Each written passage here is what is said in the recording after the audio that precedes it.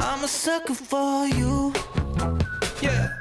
Hey guys, today on People Now. The Jonas Brothers dropped new music and worked their leading ladies into the new music video. New cheating rumors in the Jenner family. What is happening with Kylie Jenner and Travis Scott? On to the cargo net. Look at the grip strength. Could Jeremy's little girl be an American Ninja Warrior? Woo! Matt and Akbar are here breaking down her performance and telling us all about their new show for kids. Plus, find out about the hot and hilarious new show Now Apocalypse when the show's star Avan Jogia joins us. It's live today on People Now. Let's go.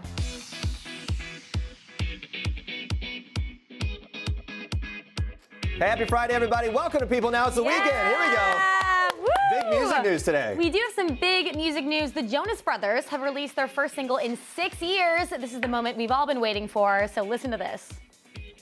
I'm a sucker for you. Yeah. Just enough of a little touch just to kind of give you a taste of it.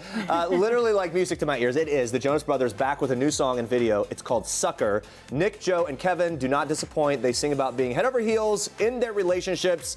If it wasn't enough to see the three brothers back together, the music video also features their leading ladies, Priyanka Chopra, Sophie Turner, Danielle Jonas. I love that they did this. I know, all three of the couples there getting a chance to shine in the video, share some little PDA, and it's a very artistic look, this whole thing. The video also sees them rocking numerous avant-garde costumes as they live out their Alice in Wonderland fantasies around the castle. Epic video, I have to say. Now, ahead of the release of Sucker, the trio was spotted out for dinner in New York City on Thursday night. The brothers were bundled up in winter coats as they gave different variations of the peace sign while braving the cold. And the guys even showed off how in sync they are by wearing matching white sneakers. Look at that, my Jeremy. goodness. That's when you know So they're in brothers sync. for life. Yeah, they are brothers for life because of that. The Jonas Brothers initially announced their return Thursday morning on Instagram. People confirmed last week that the band was getting back together to release new music. Now, they have previously released 4 full-length albums, with the last one in 2009.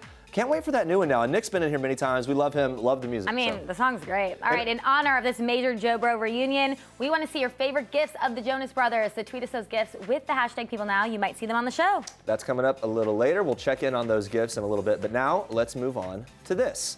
Another cheating rumor is swirling around the Jenner family. On Thursday afternoon, TMZ reported that Kylie Jenner has accused her boyfriend, Travis Scott, of allegedly cheating on her, prompting him to cancel his show in Buffalo, New York, and remain in LA, where the couple initially got into an alleged argument. Now, a rep for Travis Scott adamantly denies to People that he was unfaithful and denies that he and Jenner had a fight about cheating. A rep for Kylie Jenner had no comment. The report comes after Scott announced on Twitter that he had rescheduled his concert due to illness. He wrote in part, "Buffalo, I'm so sorry I can't perform tonight. I'm under the weather, and it bleeping sucks." These allegations come after Kylie learned that her best friend Jordan Woods had allegedly been unfaithful with Khloe Kardashian's boyfriend, Tristan Thompson. Of course, we've been talking about that scandal. Kylie's been left reeling by this information. One source telling People that Kylie feels like she lost part of her world.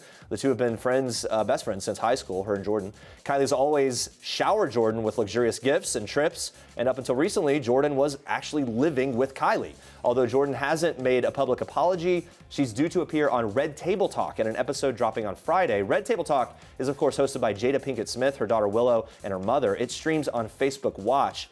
Jordan teased the episode Wednesday, briefly going live on her Instagram as she walked towards the infamous Red Table. Red Table Talk's official Instagram page later confirmed that that episode's Friday air date. We'll be looking for that. So what does Khloe think of Jordan's upcoming appearance? Well, on Thursday, Khloe posted on Insta Story a not-so-subtle message. It said, "Remember, they cheated because they wanted to, they lied because they could, and now they're sorry because they got caught." Woo, that's probably the most direct thing we've heard her say. Oh, yeah. A source tells People that although the Kardashians will be watching Jordan's appearance, they find the whole thing ridiculous. And the source continues to say, quote, "Who cares about Jordan's story? You behaved inappropriately and hurtful. That's the whole story." So there you go. I mean, they're obviously going to be they'll comment on it. No doubt. Oh, definitely. We'll be watching as well Jordan's upcoming appearance on Red Table Talk. We can't wait to hear what she actually has to say. For more on all things Kardashians, of course, you can go to people.com right now. Every week's a new thing with that family. It really is. You never know what's going to happen. All right, the brothers who were allegedly paid to stage a hate crime against Jussie Smollett, well, they are making even more news. This is something that we've been following, of course, at great length here at People. The attorney for Abel and Ola Osundaro issued a statement to CBS 2 Chicago Thursday night saying, "My clients have tremendous regret over their involvement in this situation, and they understand how it has impacted people across the nation, particularly minority communities and especially those who have been victims of hate crimes themselves." The brothers, who claim that Smollett paid them $3,500 to stage a fake hate crime in January, were first seen on surveillance footage the night of that incident. They were arrested in February but were released after revealing details of the alleged hoax. The brothers' attorney, Gloria Schmidt, told CBS Chicago that they knew Smollett from working on Empire and that they occasionally go to the same gym.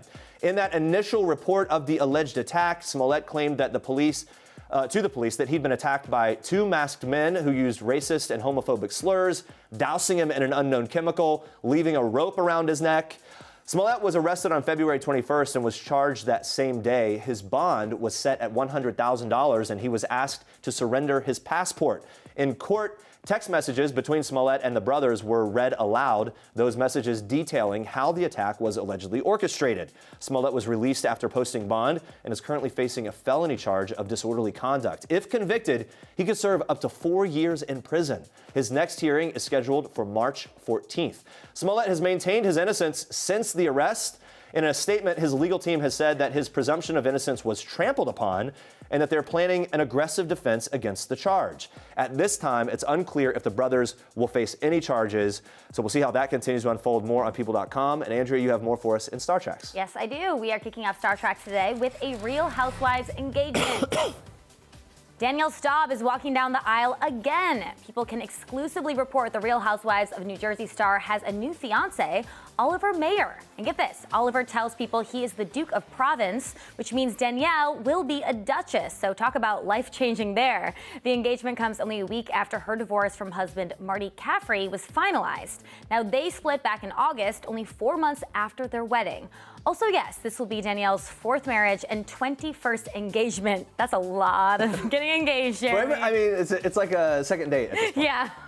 Well, news of Danielle and Oliver's relationship first broke on Monday after she shared a photo of them kissing on the beach with a rainbow in the sky in the background. Pretty beautiful picture there. The couple met back in October through a mutual friend who Oliver was actually dating at the time. Now, it wasn't until this month, after sharing a passionate kiss at the Baccarat Hotel, that their fairy tale romance began to unfold. But Danielle says it wasn't always love at first sight for her. She jokes that she hated his blunt characteristics at first, saying, "I quite frankly couldn't stand him when I first met him. He's so strong-willed, and at first I read that as rude and arrogant and entitled.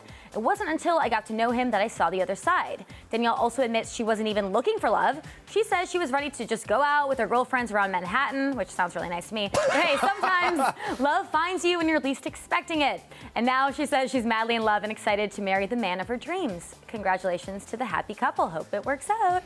John Mayer is swinging by the Ellen Show in an episode airing Friday, and the 41-year-old musician is opening up about his new Sunday night Instagram Live series called Current Mood. It's actually made him quite the Instagram influencer. He dishes on how the initial goof seems to have really made an impact on people. Take a listen. It became kind of like Mr. Rogers for hungover adults, you know?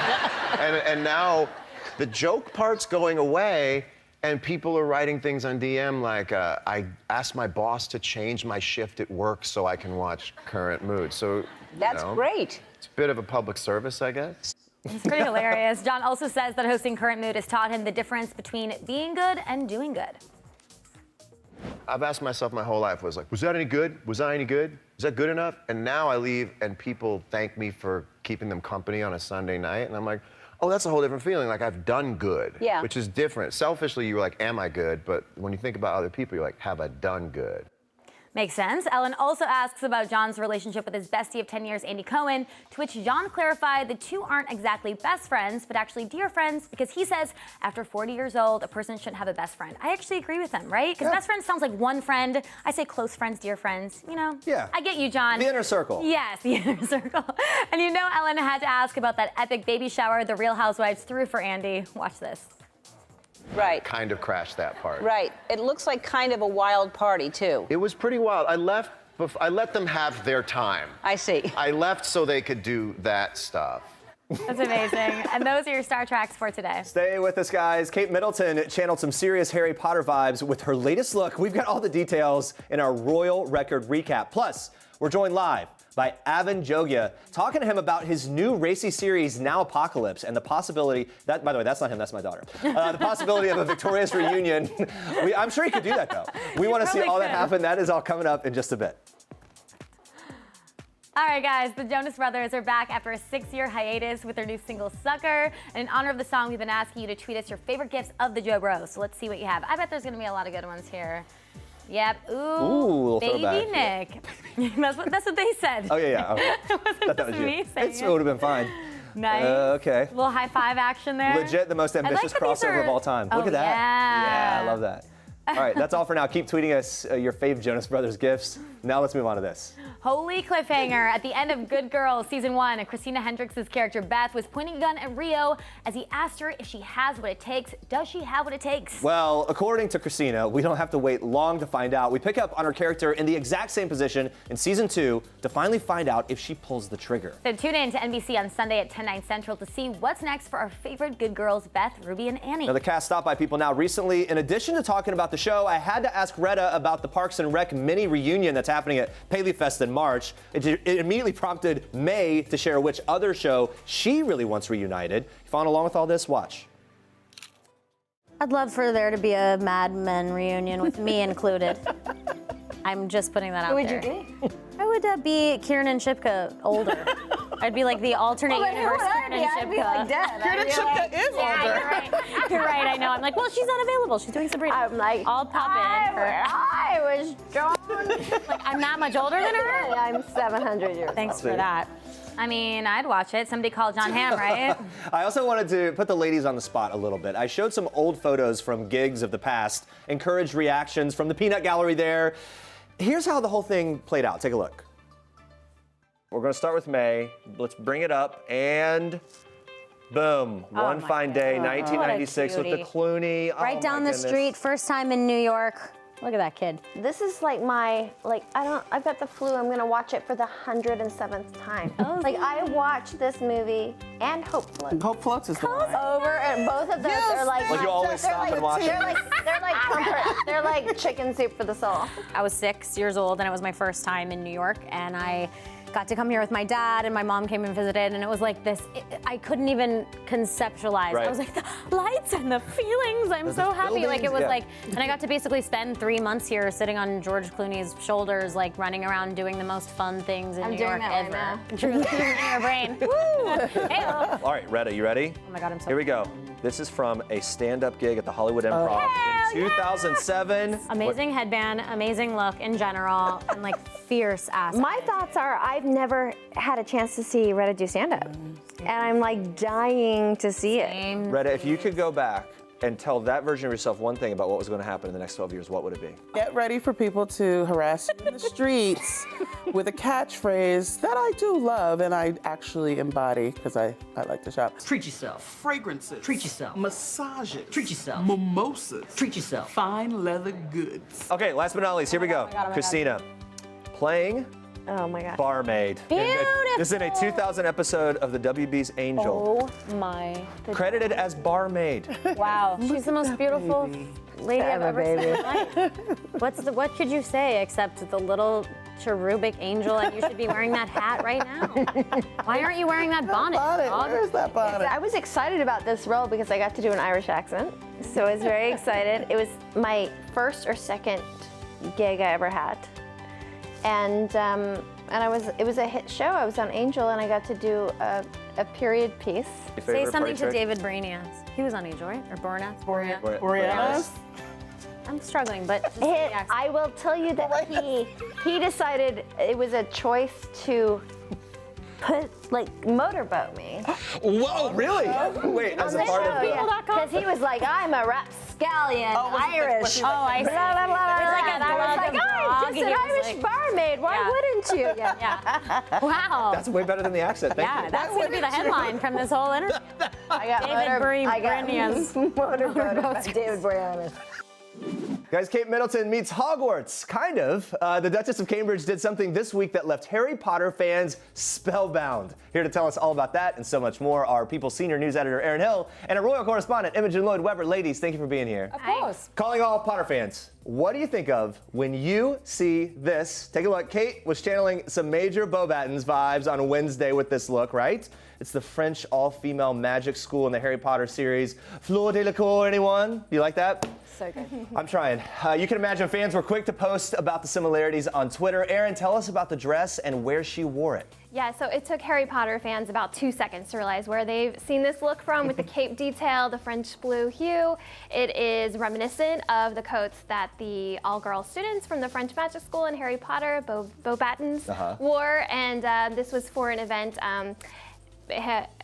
William and Kate were in Northern Ireland for 2 days, and so she did a walkabout greeting locals, and no doubt the kids were just as excited about the coat as we were. Is that really the first thing that came to mind? They are Harry Potter fans. Of course, So okay. there's infamous photos back in 2013 where they were having a wand fight when Kate was very, very pregnant with Prince George on the set of Harry Potter. So you think Kate with even William had and this in Harry? mind? Yeah. You think Kate was channeling Potter? It's quite possible. All right, there we go. We're gonna say yes, that was the inspiration. Now this was part of a surprise 2-day visit that Prince William and Kate made in Belfast, Northern Ireland. Imogen, recap some of the highlights from that trip for us. First things, they got kind of sporty on day one. Let's talk about that. Yeah, we saw Kate in a very sporty outfit at a soccer practice with young girls, which I'm now going to call football because it's played with the feet and is the correct term. The Irish Football Association's Shooting Stars programme encourages girls to play soccer football, while ahead of the game works to support clubs and volunteers when dealing with mental health issues. Really getting in there. Look at that. It's all part of Kate and William's Heads Together campaign, feeds into that with Prince Harry. William also got in on the action. Note his sneakers there, blue and orange sneakers.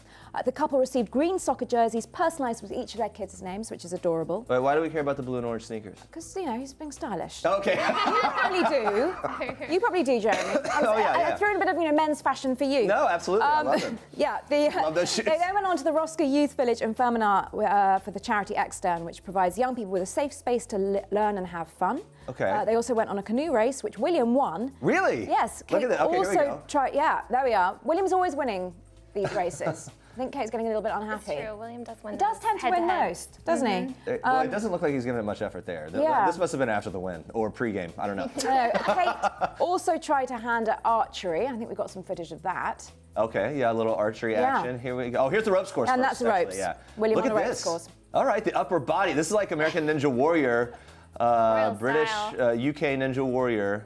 Look at that. All right, now here's the archery. Here's the archery. All right, so Kate, is she pretty decent at this? They are. She has had some practice during her tour in India. She gave it a shot as well. Wait, were those actually her arrows? I mean, it was a jump cut. We don't know who really shot those. Anyway, really great, though, to see them so active and diving in there. It's funny to mention when Kate was playing soccer football, she mentioned that her son George calls her skills rubbish. Oh, I love it. Yeah. Little Gotta rivalry love already. boys, yeah. Wednesday night, William and Kate decided to unwind with the help of a nice cold pint of beer. Royals just like us. Erin, what was this all about? Look, pull on the pints there. Yeah, so look at Kate. She's pulling the perfect pint of Harp Lager, an Irish staple, and she and William got behind the bar. They could, be the new barbacks at this music hall in Belfast, and so they were celebrating a lot of young people around the area who were just doing really great things in the community, and the crowd erupted into applause. They were screaming out, "Go Kate!" and it was really fun. This is kind of when they're at their best, like having fun together. Yeah, it's really nice to see. Okay, once again, I'm going to say, Kate looked a little more relaxed in this. It's true. William's a little concerned. William, we know, likes drinking beer. I'll never forget last St. Patrick's Day last year, and he was busy drinking beer while Kate was really pregnant and on the water, and I was furious on her behalf. You know what? I'll bet you she told, especially after this, I'll bet she told him, go enjoy some pints. I think. I'm just going to give the benefit of the doubt there. Let's move to this. Thursday, there were so many cute moments as William and Kate carved out time to visit with some children's charities and organizations. Imogen, tell us about some of these moments. Yeah, so Kate joined in with a makeup demonstration and storyboard masterclass with children from Malvern Primary School. There's some braiding going on there. So she's obviously must be practiced with that with Princess Charlotte. Then there was a gardening activity, which is part of giving children and parents an opportunity to plan their own springtime flowers to bring home and take care of. So cute. Those So kids always a loving message it. with the cause. I mean, No, my little girls love doing exactly Love that these two stuff. things. They could do all day, every day. So those kids were probably so happy to have her assisting with those activities. And then I don't really understand this one. They were hatching dinosaur eggs. And children and their parents working together to open and hatch the eggs, which supports children's physical and cognitive skill development. But last time I looked, I mean, dinosaurs are a bit like dragons, and it feels a sort of bit Game of Thrones, and I'm really confused. Oh, I love it. Dinosaurs are extinct. No, anyway, but that's what they were doing, apparently.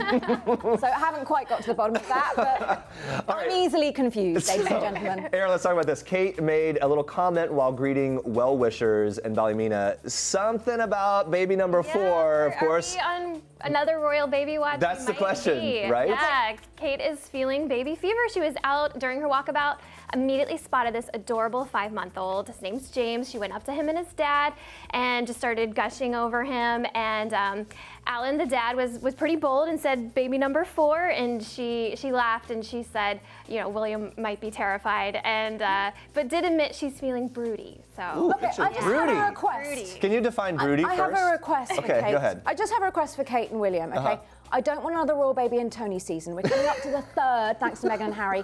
If they could sort of get it together, not in the summer, Right, and maybe aim for a baby to be in the September. They do seem to Great have like for a my royal schedule. baby schedule, don't they? Always during Tony season, end of April, Can beginning you of May. free up always. Imogen Lloyd Last Webber, 3. please, with these royal babies? Only Prince George, July 22nd. But let's talk about this though. 4 babies for a royal couple. I mean, is that normal? Where would that fall it's into the? reminiscent of the Queen if they're trying to follow the Queen's lead, 4 kids. Yeah. Queen Victoria as well. Yeah. And So- Kate loves her kids. So not Pride that and joy. unusual if it would happen. It's not out of the realm of. But in this day and age, it's unusual, of course. But I think they've got the resources to afford 4. I think so too. Spoiler Speaking of alert. babies, Kate's sister, Pippa Middleton, hit a big milestone this week, her first official appearance after welcoming her first child. Imogen, where was she? Yeah, she was at a gala event on behalf of the British Heart Foundation. Pippa's an ambassador and she gave a moving speech. That's her in a gorgeous Alice Beautiful. Templey dress. Yeah, beautiful dress. She was there with her husband, James Matthews. Of course, they welcomed their son, Arthur Michael William, in October. Wow, she's glowing. She looks really happy. Gorgeous. Yeah. Ladies, Aaron and Imogen, thank you so much. Thank you. Great to talk to you.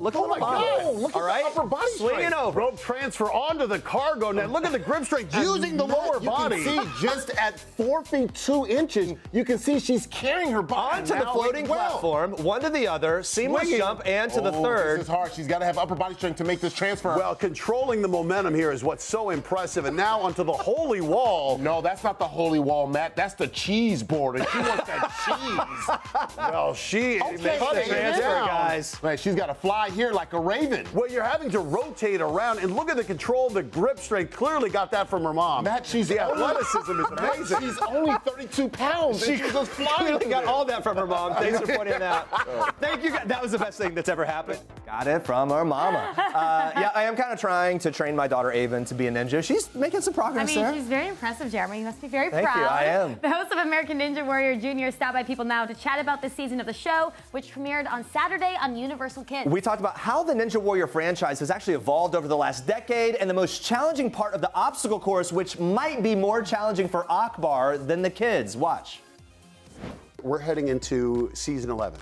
We've had 2 people complete the course and 1 winner. Every other show has a winner. There's someone who wins. And the other thing is they're usually cutthroat. So we had no idea how people would react to a show that everyone falls, and very often there's no winner, and yet there's camaraderie. And instead of being rejected, I think this has redefined how so many kids now are viewing competition or viewing sports. And with this support and this camaraderie, that's why I think it's become more than a show. It really is a movement. The iconic warped wall has gotten taller in the original show, but just to see kids who are, some of them are like 4 feet, 4'1", Just bouncing up that wall. see them climb up the warped wall. I mean, it's an intimidating wall. I mean, tell you, at 6'6", the very first time I tried the 14-foot warped wall, it took me multiple tries. And Don't ask him about his knee. I jacked up my knee. Okay, There we go. go. Okay. I went straight into the wall, and then to see this kid who's, I mean, like I'm 6'6", this kid's 4 feet, and the kid goes hoo hoo hoo hoo, and just grabs up to the top. I'm like, that's embarrassing. Right. I'm supposed to be a former professional athlete. Right. That's embarrassing. Former professional athlete. I'm just kidding. He's 6'6". Look, Akbar's amazing. Don't want to mess with him. Yeah, also, I mean, kids, I don't know, I feel like the world hasn't brought them down yet, you know? They have a little more energy. Yeah, now it turns out Akbar mentioned that he has done the obstacle course for charity in the past. I was curious, what other celebs would they love to put to the Ninja Warrior test? Well, I called him out, and he said he would. Who did you call out? Beat me up and down the course. I called out Dwayne Johnson. Okay. And so he kind of said he would do it, but I think he's a little scared. He's hiding behind the Titan game. But he's hiding behind it? Yeah, he's hiding behind the Titan game. Wow. Come out and mess with the real OGs. Well, for me, I'm going with the guy who defined part of my childhood. I mean, Tom Cruise. The guy, he does his own stunts. All that, right? He just did the Halo jump. I know he's doing Top Gun 2 right now, so he's in form. So Maverick, I want to see you on the course. Prove you're still dangerous. I mean, getting Tom Cruise to appear on American Ninja Warrior, maybe the ultimate Mission Impossible. You know what? Or The Rock. If he's up for the challenge, we're up for it. I hope it happens. Yeah, so there have been some incredible moments in the last few seasons on American Ninja Warrior. We asked the hosts for some of their favorite moments. Watch. To me, it's got to be Zach Gowen, who ripped off his prosthetic leg, held it up, and then tossed it off, and then ran the course with just one leg, literally one leg. And I just thought, oh, wow, like that's impressive. And we've had other amputees come out and run it with prosthetics, but he said, I'm taking it off. He took it to another level. Yeah. That was mind-blowing. Well, guys, Discovery Channel's Alaskan Bush People is a runaway hit. It showcases the famously off-the-grid Brown family. And they've had to handle a lot of changes recently, from cancer to rehab and a very big move. Take a look. Time to get back to the bush. Good Lord's given me a second chance. Yes! That's Discovery's hit reality series, Alaskan Bush People. The Brown family is back, and we've got all the details on season 9. This is where I belong, the woods. We grew up watching this family make it or break it in Alaska, in the wilderness out there, and now they've relocated to Washington State, where they're starting all over, and we're really getting to see themselves established in this new place. And it was mom Ami's brush with cancer that brought them there. A lot of people online thought it was a hoax, that it was something just for TV. Well, I can tell you both from personal experience and from speaking to her doctors that this all was entirely real. I visited her in her hospital room when things were at their most dire. Ami was diagnosed with stage 3 lung cancer in April 2017 and was given a slim chance of survival. She is now in remission, but she's going to have to continue to seek treatment just to make sure that she doesn't have to go through this again. That's how you do it! So now the family is living on a property they call North Star in Washington State. The property is vast, and there's a lot of uncharted territory that the family's really excited to explore. They still haven't really looked everywhere because they're waiting to discover it as a family, and that means Ami going along too. She's really looking forward to being able to fully walk again, be mobile. I can't get enough air to breathe. Billy has had his own problems. He's been experiencing seizures and other health concerns. And there's Matt. Their son, Matt, has just completed a second stint in rehab for alcohol abuse, and he's actually living in California while the rest of the family gets established in Washington so that he can maintain his sober lifestyle. But there are good times to savor too. I can say grandbabies now. Gabe and Noah both got married, and Noah has some extra exciting news to share. He just welcomed his first child, and mom and baby are both doing well. People has the exclusive first photo, and it's adorable. Brothers with a lot going on, and yes, add in some family drama.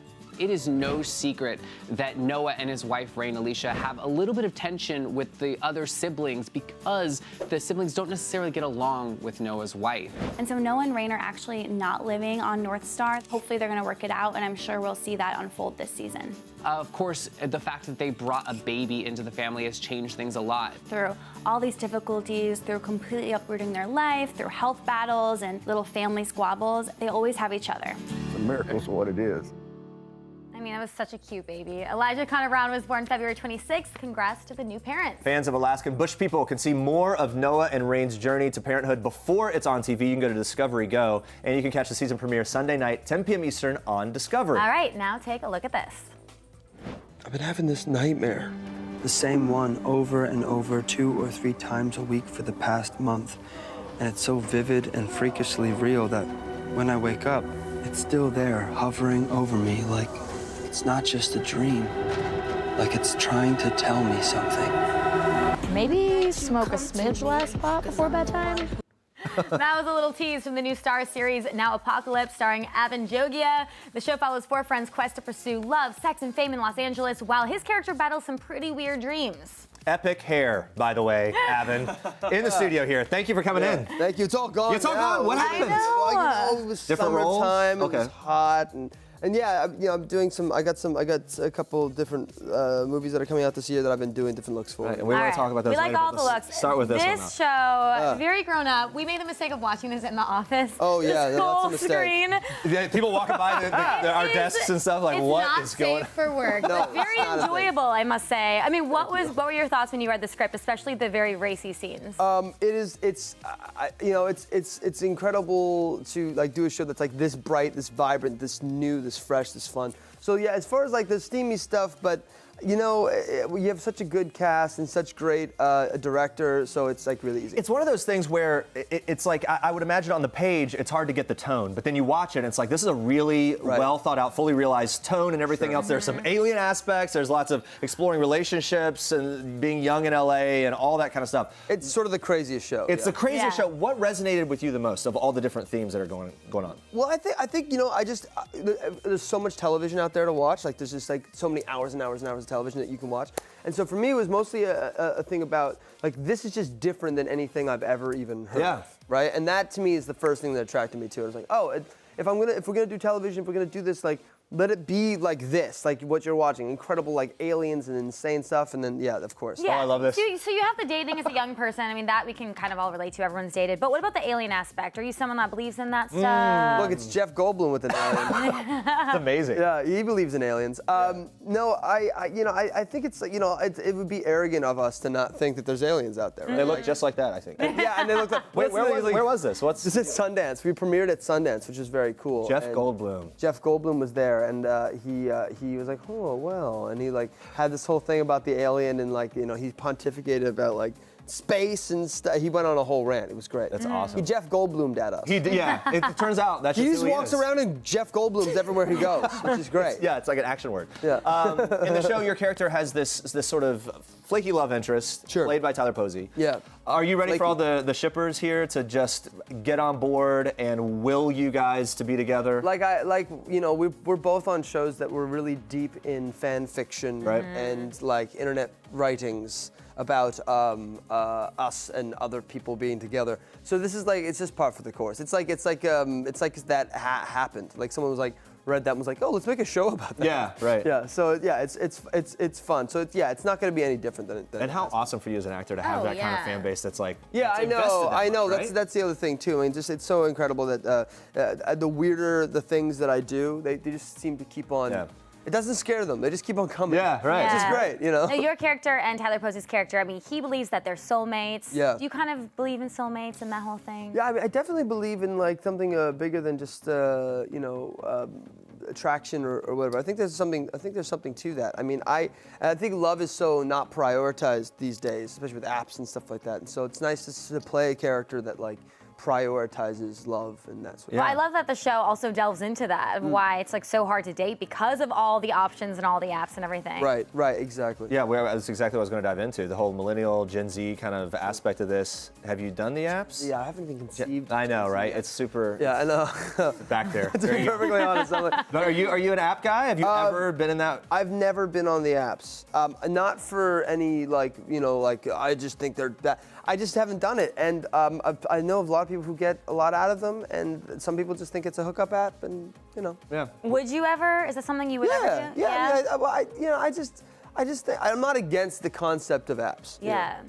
What's the craziest or worst dating experience you've had? I imagine LA dating must be kind of like New York dating. There's a lot of horror stories from all that. And name names, please. Thank you. I want names. I want dates. I think dating in LA is sort of a joke all into itself, right? And we definitely make fun of that in the show, and it's definitely like a concept of the show. And I think everyone's first 2 years in LA is pretty much like this, but sans aliens, maybe with yeah, Actually, who knows? But that's the thing, is in the dating scene, is there it feels like there's reptiles in the dating scene. You know what I mean? You're out there and you're like, there's reptiles, there's ghosts. No, ghosts, there's all kinds of just monsters out there. I know. It's crazy. Let's switch gears a little bit. You're going to be in the new Shaft movie coming out in June. Samuel L. Jackson. Man. My goodness, that's incredible. You've talked about him kind of being a bit of a jokester on set. Give us an idea of the type of thing that he would do to get everyone laughing. Sam, I just kind of think that it's a legacy project. It's Shaft. he embodies that. I mean, like he took on what Richard Roundtree has been, you know, I'm a big fan of Shaft. I grew up with that. It's an important character. It means a lot. And right? I mean, it means a lot to a lot of people and to me. I grew up with that movie. I love Richard Roundtree's in it, Samuel L's in it, and Jesse's great as well. And I just think it's really cool to be part of that, like that sort of legacy. Incredible. Yeah. You got a book, right? Coming up. I do. Yeah. What's this book about? It's called Mixed Feelings. It's about I basically interviewed a bunch of people who are like mixed race and like myself, and basically just kind of like trying to figure out what it is to be mixed in this country, and not just in this country, in the world, you know. And if maybe that's a different perspective than the conversation that's happening right now. And then I wrote some poems based on those kind of interviews. You kind of do it all. Yeah. I mean, you're very, very busy. Of course, you know, a lot of people know you from your role in Victorious. Yeah. Now, we read something interesting. You and co-star Victoria Justice used to dress up as twins, stroll around Hollywood. Is that true? Dress up as twins. We dressed up. I dressed up as her once. Okay. Yeah, I was in a dress and I shaved my legs and I dressed up as her once. It was And it was for the show, but then we also went. We went out and about. Okay. Yeah, I'm sure fans were probably going crazy. Victorious premiered back in 2010, so you're coming up on your 10-year anniversary. I'm sure people ask you this all the time, but would you be down for a reunion special, some sort of reboot? Oh yeah, I mean, look, I think that was one of the, you know, there's some people want you to like back talk like, oh, you're on kids television, that probably must have been the worst. It was one of the greatest, you know, years of my life. It was like college, you know. I went, like, all those people are my loved ones, and you know, and we grew up together, and we got to experience LA for the first time together, and go through adult stuff, and you know, as much as the on-screen stuff is interesting, that behind the stuff was, you know, is really like the things that I remembered the most. Is my friendships with everyone. Yeah. And you know, and yeah, 10 years. It's crazy, right? I'm getting old. But does it seem like just 5 minutes ago in some ways, or does it seem like a lifetime ago? I don't know. I feel like it's both things. Sometimes it's like, what I just, and they've broken down the building we used to shoot in Victorious. And then I was at the premiere for Now Apocalypse, and we're at the Palladium, which is just across the street. And I watched them tear down the studio I used to shoot in as I was going into the premiere of my new show. What a weird moment, right? Right. Just full circle. Yeah, just like super weird. We're out of time. I will just say, one of the best dressed guests we've had in studio. You've got the suspenders. Like, this is inspiration. I didn't see the suspenders. Unreal, the rings. I went for a little like a Wall Street look, you know? No, it's great. You know? It's really good. Well, Avan, thank you so much for stopping by. Now Apocalypse premieres March 10th on Starz. Check it out. And now watch this.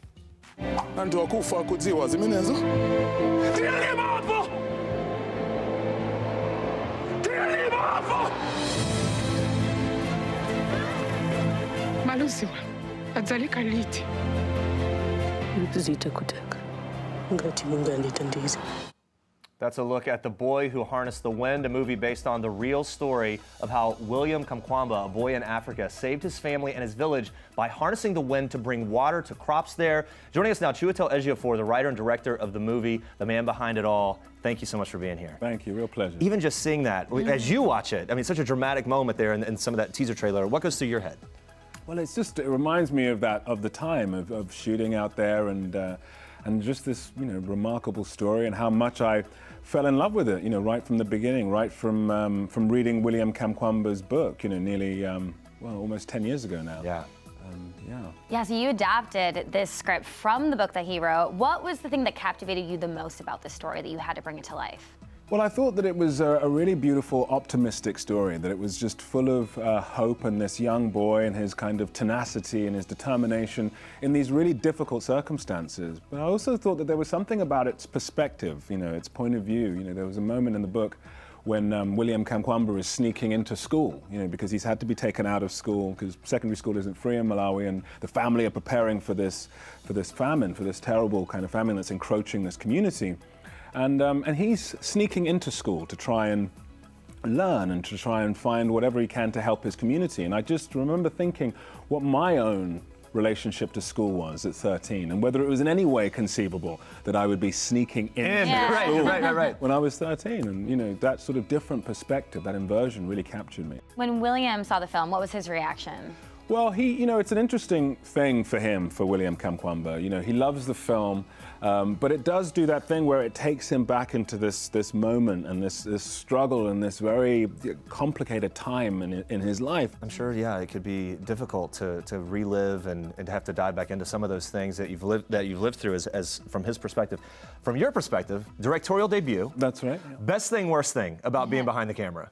Well, I think it was, that it's that feeling, that sort of first day of the shoot, especially after such a long time of it being, in preparation for this moment and not really sort of opening your eyes like one at a time and just trying to gauge how you feel, and whether it's sort of abject terror in that sense of like it's today, not tomorrow. And it's all on you. It comes around.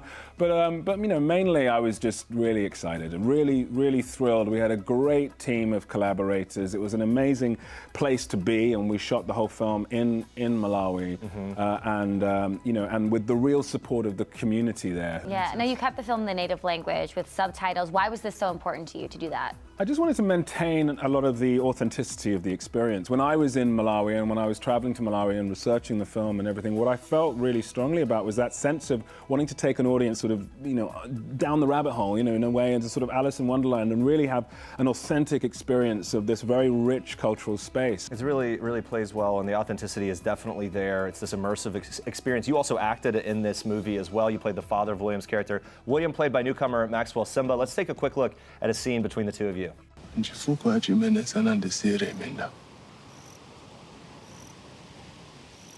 Sana ndikuruperire olopangono mkazi wakuti dilepera za ulimi chichimanende panga baza Hai, simuna lepere. Ninapita. It's a very powerful scene. I mean, you have great chemistry with Maxwell Simba. How did he come to be a part of this? What was the casting process like with that? Yeah, we were always very aware that obviously we needed to find somebody who could carry the central part of the film, to really sort of have the whole film on their shoulders. And so we cast a very sort of wide net for that, going into schools, auditioning lots of people, and out of that process up popped, Maxwell Simba, who just was absolutely remarkable. I remember seeing just his first tape, his first audition tape, and just being so struck by him being able to have this kind of emotional intelligence and depth of feeling. When you look at him in the scene, without saying a word, he carries an emotional weight and is just so expressive. You nailed it with that casting, so great. Oh. Yeah. A lot going on moving forward aside from this film. 2 Disney movies, Maleficent, the second, and also the new Lion King, the voice of Scar in the Lion King. By the way, I'll just let you know that my girls are so scared when I do the voice of Scar. It's the one thing that I can get them to just, and all I have to do is just a quick well, Simba. And that's it. And then they're freaked out. That's pretty scary. Was that decent? Is there a phrase or a line that you love delivering? I guess I love delivering all of it. Did you? Yeah. Okay. I mean, it was. I was so excited about the whole process and about this. It was such an impactful part of my childhood growing up, and delivering that to like people of my generation as well when they see the new version. Who are excited about the original, but also this completely new generation who are going to see this version. I think it's incredibly exciting. I was saying to you before this, the first time I ever interviewed you was for Salt. It was the first time also that I interviewed Angelina Jolie. And you fast forward and you reconnect on a film. Is it like a homecoming at all? Is there sort of like a, hey, remember that time way back when and we had all this other fun stuff that we did? Yeah, I think we did talk about that. I talk about the sort of the Salt times, which was really fun, I remember when we were doing Salt, I'd actually snapped my Achilles tendon for some of the shooting. During Salt or Maleficent? Yeah, during Salt, okay, back then. And so, we talked about that a little bit, about how we had to shoot around my injury. No injuries for Maleficent? No injuries. Okay, good. It's so good to talk to you. Thank you so much. Congrats on everything you have going on. Thank you so much. The Boy Who Harnessed the Wind is available on Netflix and select theaters around the country. Check it out. All right, let's check in on our question of the day. Your favorite Jonas Brothers gifts. We've been asking for them. Celebrating You've been delivering. The Burden Up music video is a classic. Yes, it is. Oh, yeah, it's like I like the Miami Vice throwbacks. throwback. Yeah. Remember the Joe Bros had a Disney show for a hot sec? Yeah, I mean, a lot of people, I think, connected to them at that point. That was like that young phase. They transitioned perfectly out, kind of, right? They should do a new show now, it seems I think they should. Maybe All right, reality, we'll be back with figure it out. another question of the day on Monday, so tune in for that. Coming up next week, Queer Eye's Karamo Brown is here spilling all the details on his new memoir. Excited for that. Plus, Vanderpump Rules star Tom Sandoval is breaking down the drama on season 7 of the reality show, including his business disagreement with the Lisa Vanderpump. Can't wait for all of that. Thanks for watching and have an amazing weekend. Bye, guys.